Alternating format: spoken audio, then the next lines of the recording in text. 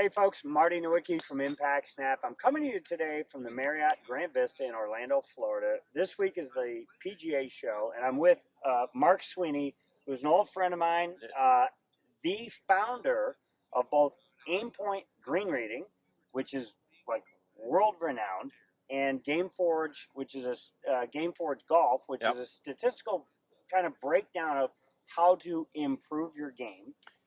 And I think I should tell the audience before I start asking you questions.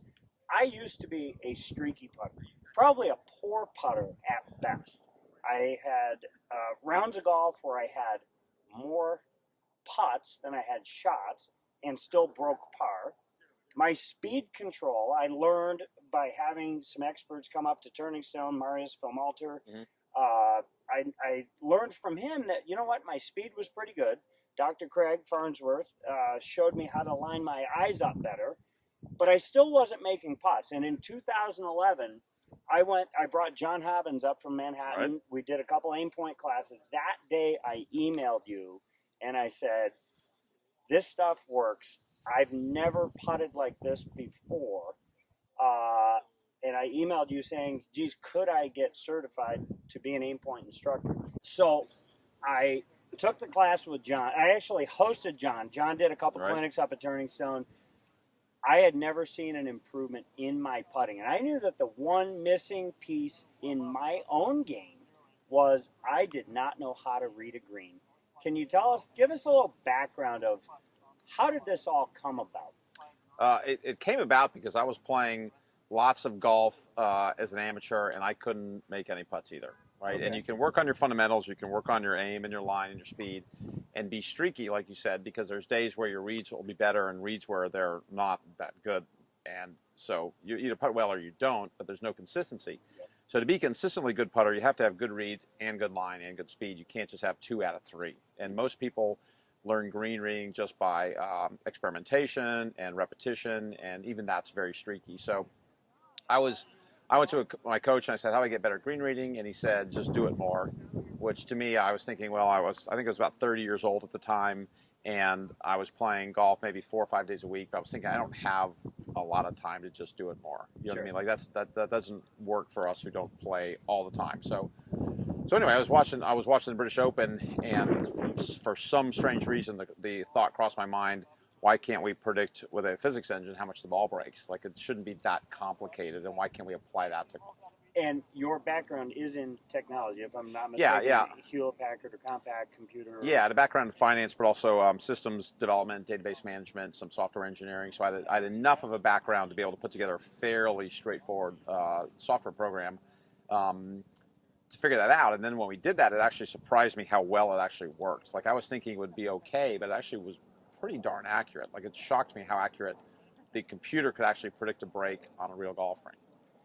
Which led to, if people watching this recall, I think it was the Fidelity Aimpoint Putt of the Day, where you did some work on the PGA Tour. Yeah, it was originally Mutual of Omaha for 3 years. They sponsored it on PGA Tour, and then Fidelity picks up for another 3 years. So for 6 years on PGA Tour, I had to be able to accurately predict any putt for any player on any green speed with any amount of wind on any golf course in the world.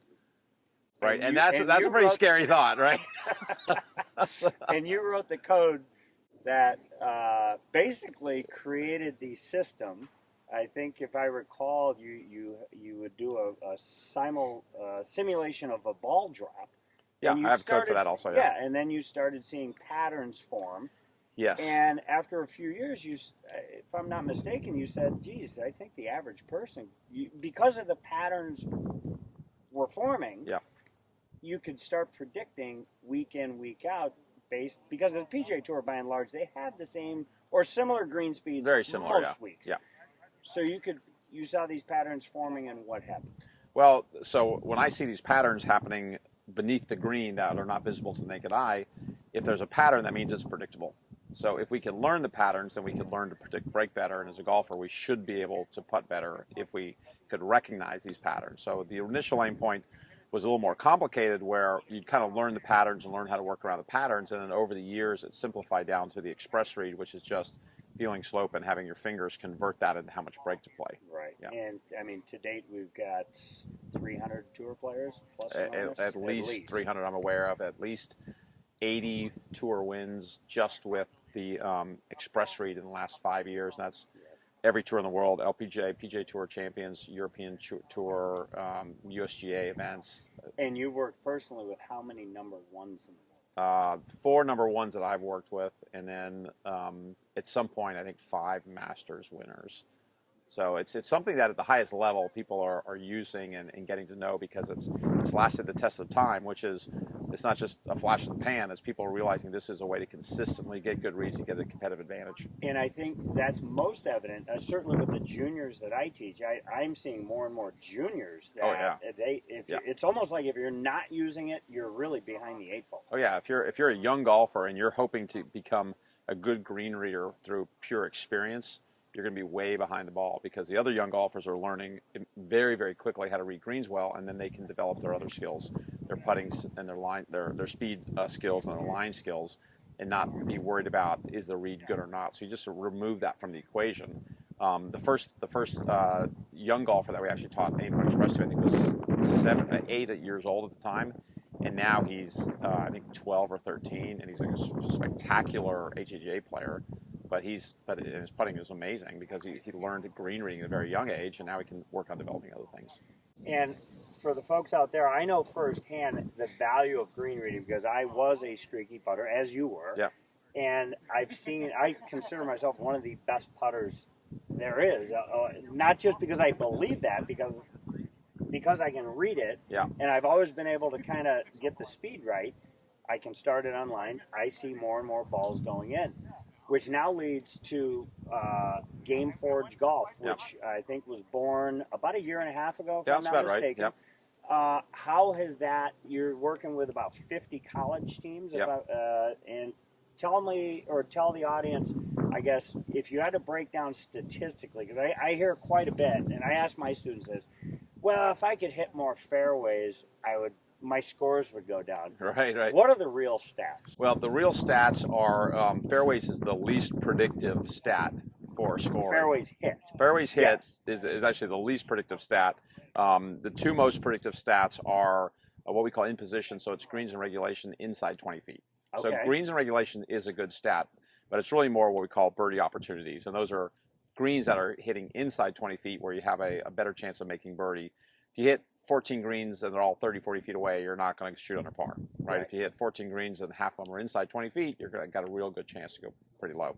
So it's how many opportunities, so greens inside 20 feet, putting, so putting conversions, how many of those you make, and then scrambling. Par 5 scoring is a really big one, but the metrics for those change at every level of golf. So, what it takes to be a top 10 junior golfer is different than a top 10 college golfer, which is different from a top 10 tour player. And so if you understand that progression through time, you can start setting your goals. What's the next level of golf I want to go to? How do I get there? Once you get there, then go to your next level. Absolutely.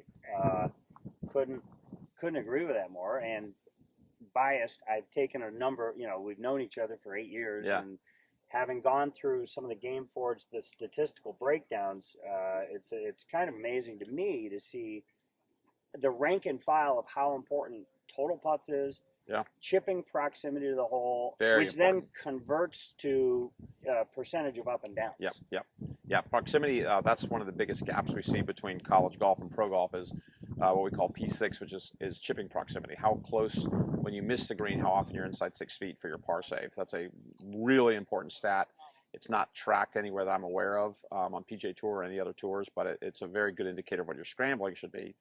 But there's a big difference between junior and college golfers, and then a big difference between college and pro golfers, and what that proximity is. So a lot of times you get college golfers who are making the same number of birdies as tour players, but they're giving back too many bogeys, right? Whereas pro golfers, tour players are very reluctant to give back shots because their short game is so much better. Interesting. So, if you want to lower your scores, I guess it comes down to make some more putts, work on that chipping. Yeah. And in order to make putts, you've got to get the speed right. You've got to start the ball online. But most importantly, what I found, and I think you found, if you don't have a read, and I tell my students, why guess if you don't have to? Yeah. Aimpoint the numbers are the numbers. It It's is the what it is, ball yeah. is going to curve X amount over a certain distance based on a certain speed, based on a certain tilt. Yeah, And you that's right. can't get around the numbers. Yeah, and if you know that, you have such an advantage. And if you really want to raise your birdie conversions and your putting conversions, you have to know a pretty good number. It's like a yardage. You can't just go out there and guess at all your yardages. Nobody in their right mind would do that in golf. Putting's exactly the same. You don't want to be guessing your reads. You want to be using actual, real, accurate reads based on the laws of physics, right? If you're putting a certain putt over a certain amount of slope, it has to break a certain amount, and knowing that makes it much easier. Absolutely. Mark, thanks for coming out. Marty Nowicki from Impact Snap, coming to you with Mark Sweeney from Aimpoint Green Reading and Game Forge Golf. If you really want to improve your game, look into what we just talked about, because statistically speaking, your scores can get lower. If you enjoyed the video, please hit the subscribe button down below. Click the bell notification. That way, when we produce more content, you'll get notified. Also, leave your comments down below, because it helps us to create more content for you. Marty Nowicki from Impact Snap signing off. Thanks for watching.